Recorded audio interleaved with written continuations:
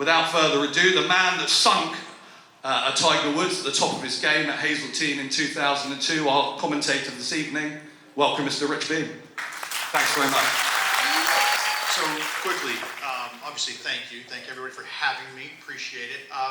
Wayne Riley, who I work alongside here at Sky Sports Golf, he said, Beamer, I'm not going to try his accent because listen, it's the worst accent I've ever heard of all time. He said, good luck following in my footsteps. I thought, you know what? That sounds like a personal challenge. I was trying to figure out exactly what I could do to make sure that I might go one up on him. So here you go.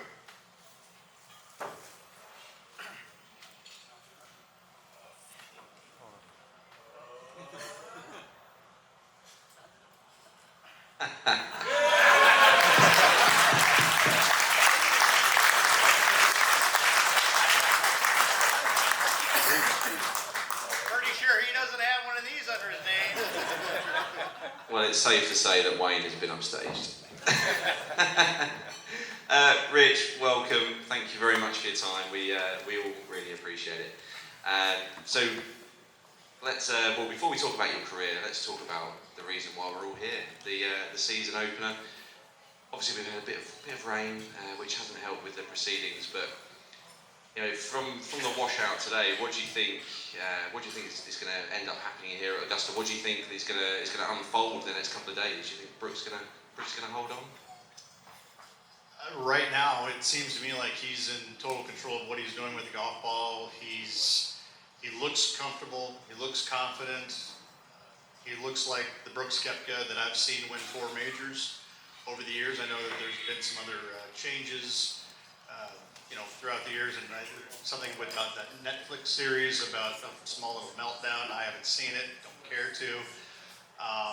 But from what I'm seeing right now from him, every single thing that he's doing on the golf course suggests that he's in control of his game, his emotions, everything that you need to have in order to win this tournament. Now, saying that, there's a lot of holes tomorrow to be played, but I truly believe that plays into the hands of both John and Brooks. I just don't see both of them falling back, and I think it's going to be probably more or less a 2-horse race. I just kind of, the way that they've separated themselves right now, I just look at this thing, gosh, I just don't know if you're going to get anybody coming out of the pack that's going to do something extraordinary.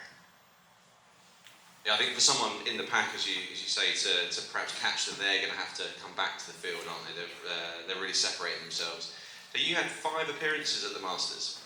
5 appearances and obviously many years of calling the golf on the TV. How much has it changed since you last played in 2007? By the way, can't afford more than 1 microphone? Is this budget setbacks? Catch this in just 1 microphone? Come on, Ross. This golf course has changed since 2002, no, 2003.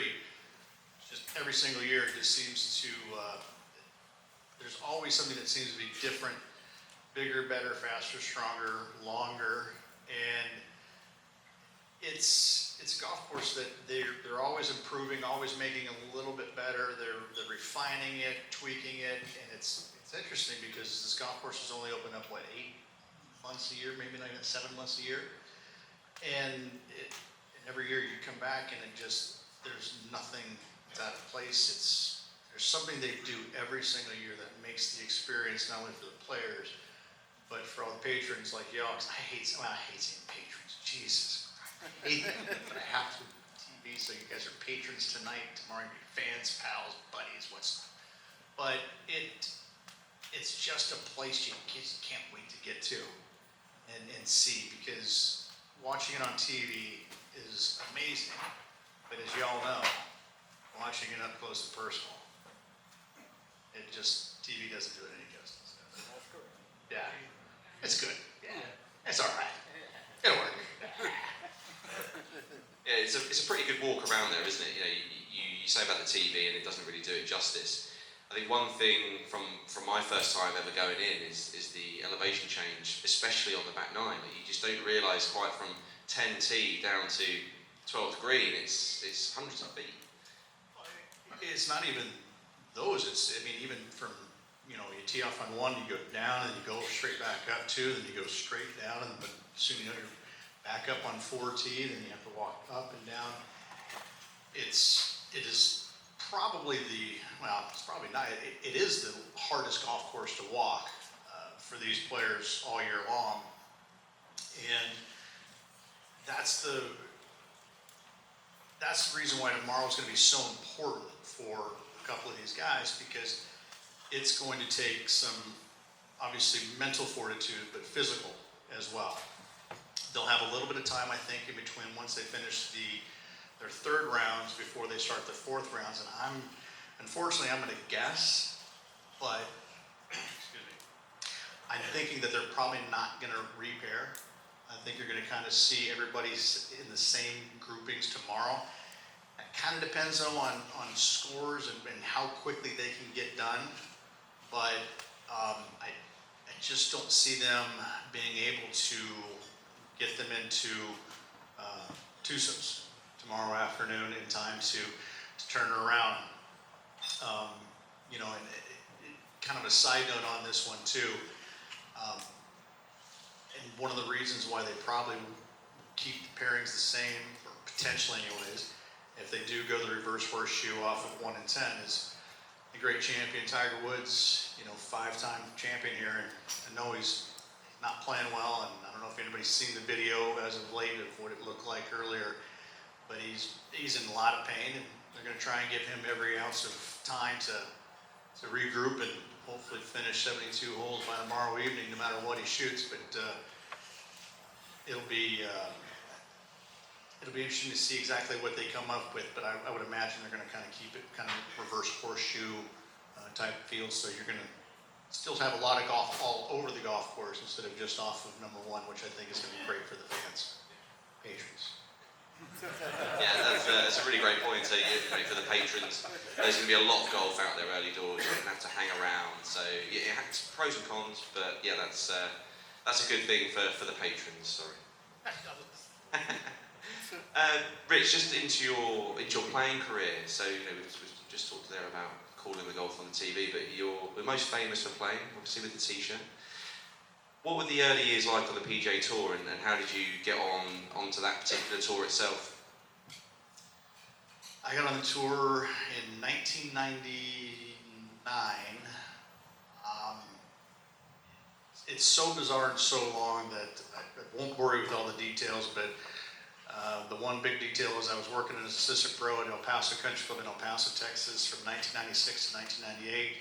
I'd never been to qualifying school in my life. Went through qualifying school at the end of 98, made it through all 3 stages, and in my 8th start on the PGA Tour, I won. Of course, when I won in 1999, at that moment in time, Augusta National deemed that even if you do win a PGA Tour event, we're not going to give you an invite. So kind of got screwed on that deal, thank you very kindly. But it all worked out for the best later on in life, that's for sure. Playing versus commentating I couldn't do my job correctly without having the experiences that I have throughout the years. And I joke amongst my friends, people that my colleagues and whatnot, and I'll share this same joke with you. Folks, what you hear on TV is a bunch of educational bullshit. Okay? It's not that I don't know what I'm talking about. I just don't know when it's going to come out because I don't take a whole lot of notes. And what you hear out of myself is through my experiences and what I hear from whoever it is that I'm co-commentating with. I feed off of what they ask me, what I'm seeing, kind of any of it. And so that's how I do it. Nick does it differently. I don't even know what Radar does, but Ewan certainly does it differently. Andrew Coulthard, so on and so forth. But again, like I said, I couldn't do what I do without experiencing the things that I've experienced, seeing the shots that I've hit from great players throughout the years, and played in as many tournaments as I have. fortunate enough to play in 5 Masters, I think 8 U.S. Opens, which I have a horrific record in. Played in 8 U.S. Opens. Missed the cut in 7 of them, finished DFL in the one that I did make, and if you can understand what DFL means, the first word is dead, the last word, the L is last, figure out the in-between one. I think I played 7 Open Championships, numerous PGAs, but it's going to all these golf courses, it's being a part of the experience, it's hanging out with all these great players that I've seen all over the years, and I just kind of absorb it all, and when it comes out, I'm not too sure as a commentator, so I'm kind of surprised every once in a while myself at what comes out. But I love what I do with Sky Sports Golf. I could not do it, I don't think, with any other team. I truly believe that this second portion of my life is truly what I was destined to do. I couldn't do it, though, without the first portion of what I was able to achieve, which I never dreamt about. But looking back at how everything kind of fell into place, I am so much happier in the game, in this profession, than I probably ever was as a player. And that is the God's, I mean, don't get me wrong, I missed the money. I mean, look at what they're playing for this week. 3.4 million for first prize, and that'd be kind of a nice little payday, but I truly am a lot happier on this side of the ropes than trying to make a sort of a 5-foot on a Friday afternoon to make a cut and make a paycheck. So, Rich, we're going to go to 2002. Something special happened in the world of golf. You owned you that T-shirt. Yeah. The putt on 16. Yeah. Was that the point that you thought, well, this is it? I've won this. Sure. No, gotcha. No. In fact, that Sunday was so much fun. The whole week was fun, but that Sunday was particularly fun.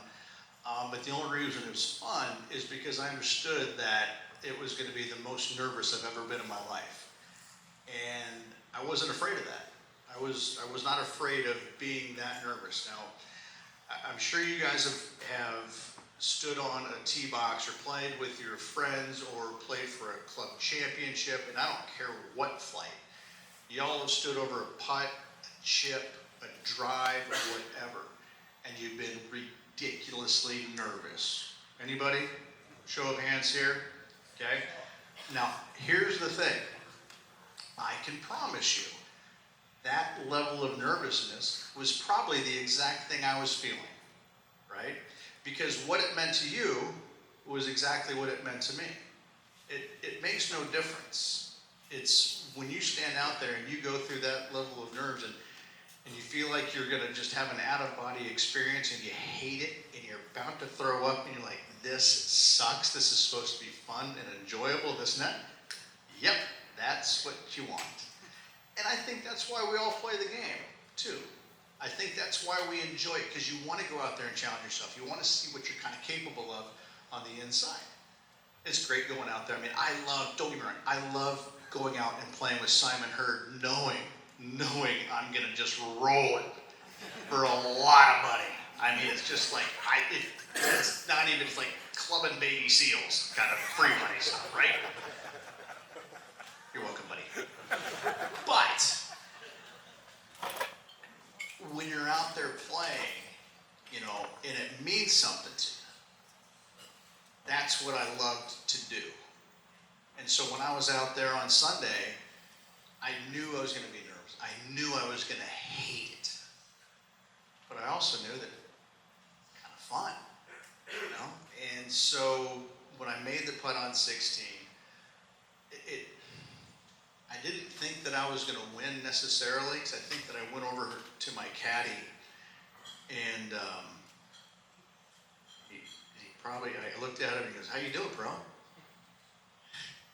I feel like throwing up on my foot joints. Good, got you right where I want you. And at that time, my caddy understood, exactly when I was that nervous. He goes, I can take care of you. You're going to hit it dead straight every time, so it wasn't a big deal. But when I made that putt on 16, it was again, an out-of-body experience that was also euphoric as well. It was just like, holy cow, I can't believe that one went in. And even looking back on it all, I had a chance to do something with CBS this year or last year for a 20-year anniversary special. It's called 4 on 4, 4 different people that were part of the action. And what I had to do was relive the final round and just watch it on my own. And what I found, though, is I watched it as a commentator, not as Rich Beem, the golfer. And I promise you, I kept, like, this kid's gonna choke. There's no chance he's gonna win. And I promise you, that is factual. I was sitting there watching it and just going, how is this possible? How is this guy doing that? And yet, I know what I was feeling at each given point during the proceedings of it, but it's not that I never looked at the leaderboards. I promise you I did. It just wasn't there all the time like it is during a telecast. And so every time the leaderboard popped up, I'm like, oh, I had no idea he was that close. I had no idea that he was that close. And so it was pretty surreal watching and reliving all of that. I think that when it got pretty real, though, was on the middle of 18 fairway. Take a little step back. And my caddy, Bill Heim, still one of my closest friends to this day.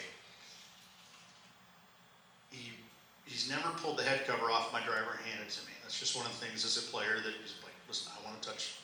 Don't do that. I got it. I'm the player. Not a problem. We get up to the 18th tee box. He sets the bag down. He pulls the head cover off and hands me the driver. Something he's never done. And he goes, do me a favor. Sure. What do you want? He goes, hit this thing as hard as you can. Okay, I can do that.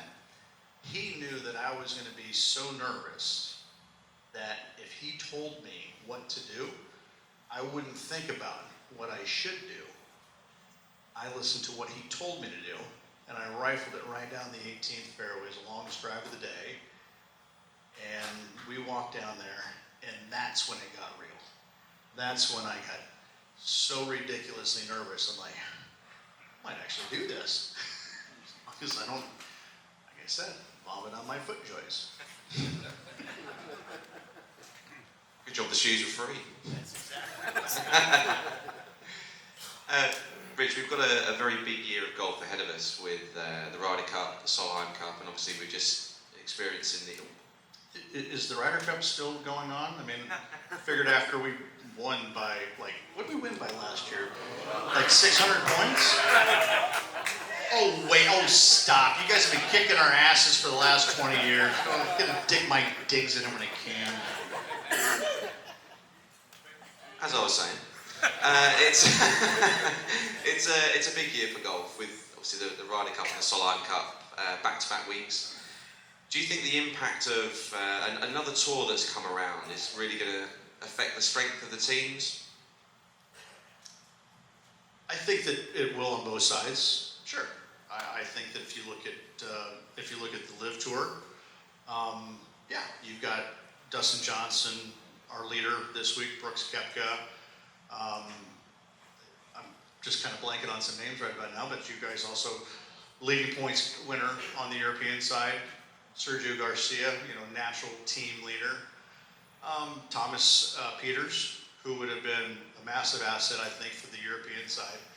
And yeah, I think it has changed the dynamic or the scenery of who's going to be on each team, and what those teams are going to look like in September are going to be, I don't say drastically different, but I think on both sides of it, there's going to be quite a bit of difference, just because there's a lot of new young players. Like we've got Sam Burns, Cameron Young, that are probably going to be on our side. You're going to have, I think, probably the two twins, the Højgaards.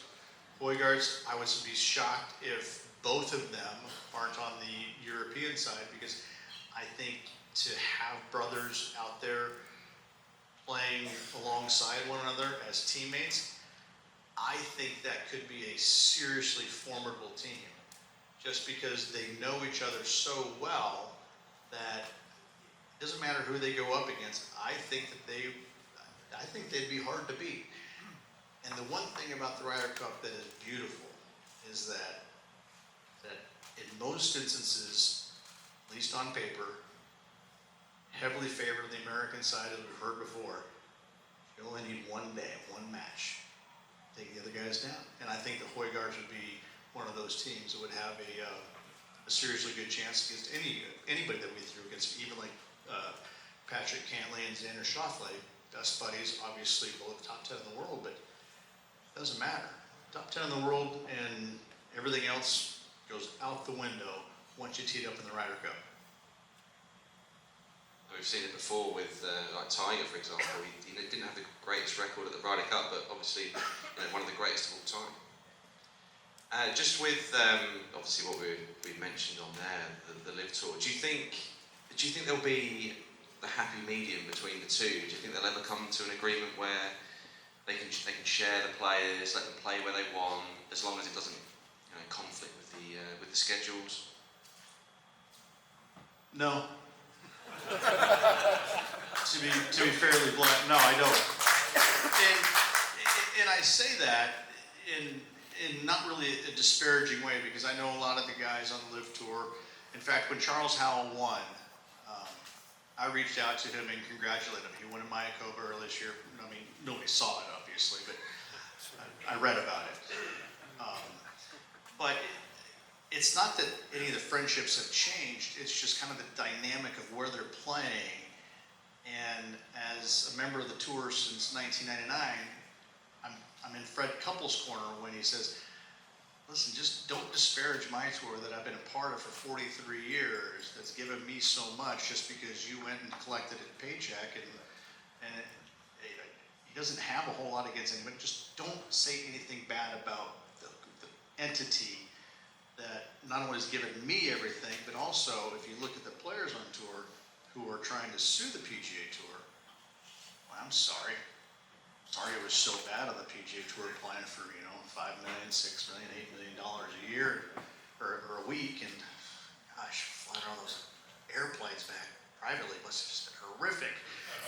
Now you can fly in two of them, I guess, at the same time. I don't know. But that's the one thing that that really bugs me about it, is like, guys, go play over in your tour and have a blast, and I'll be a fan, because they're still my friends. In fact, I'm rooting for Brooks Koepka. You know why? Because Brooks has been a buddy of mine.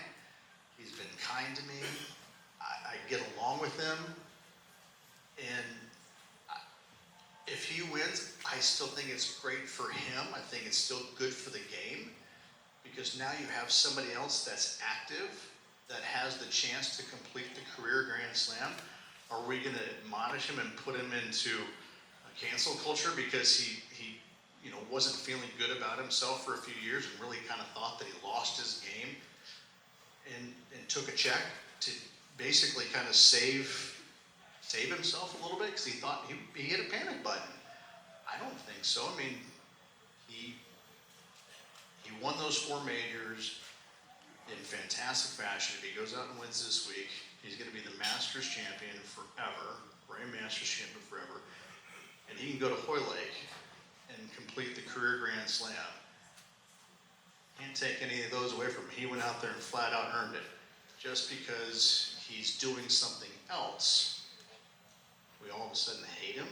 No. I can say I don't agree with him playing over there, but let's not take away from what what he could accomplish in the majors.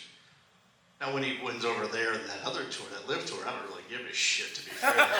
Only 48 people teeing up from 54 holes. Give me a break. I mean, that's a glorified pro-am. I'm sorry.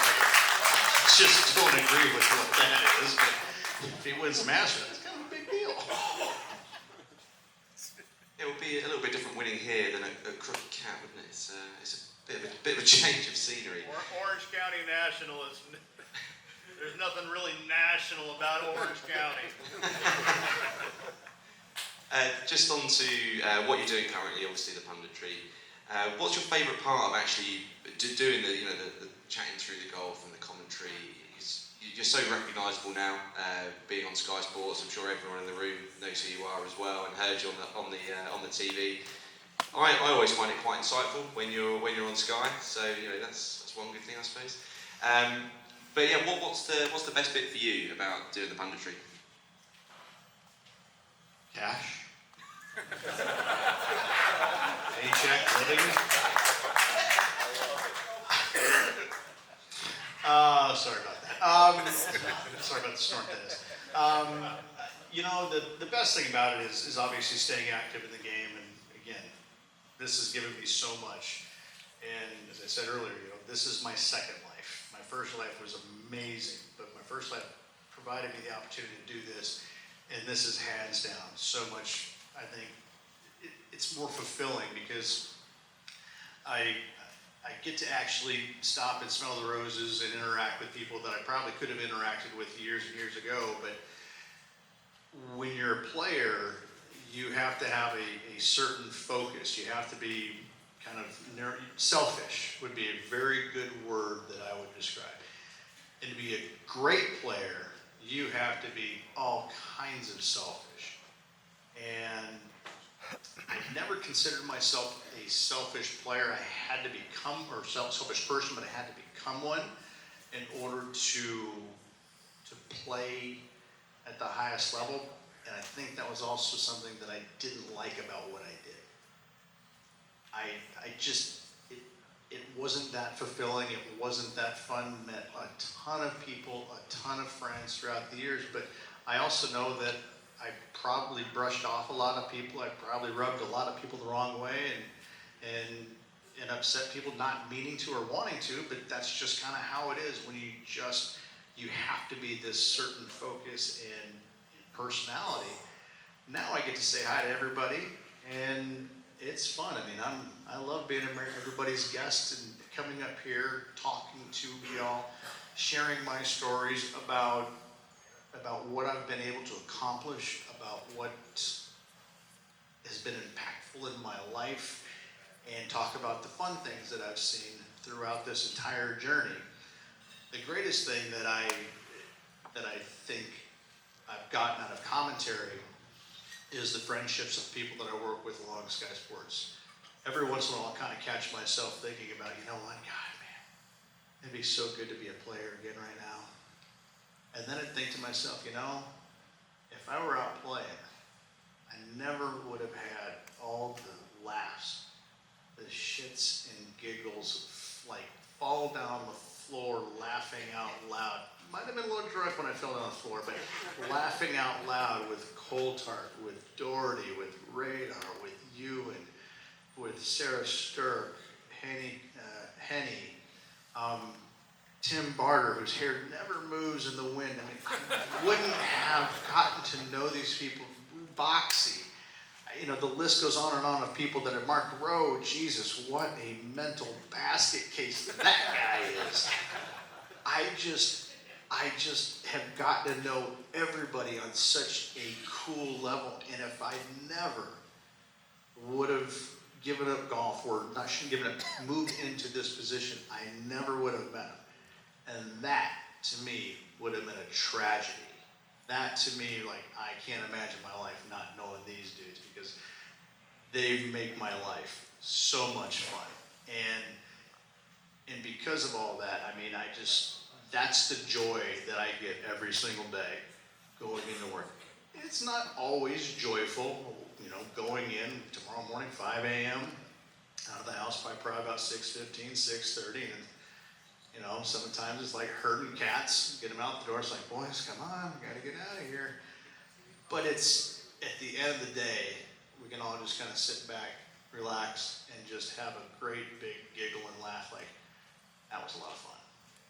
And so that's the biggest kick I get out of what I do in commentary. And obviously it shows, and because y'all being such good fans and whatnot, thank y'all for enjoying what we do, because we want to make sure that we we're entertaining to you. Also, maybe, throwing in some tidbits of stuff we might remember about the game and how good we once were or whatnot, but it's about entertaining you and helping you understand how difficult situations are, and also telling people that, that was really a pretty bad shot. Unfortunately, we can't do it on the red button where I think we flourish.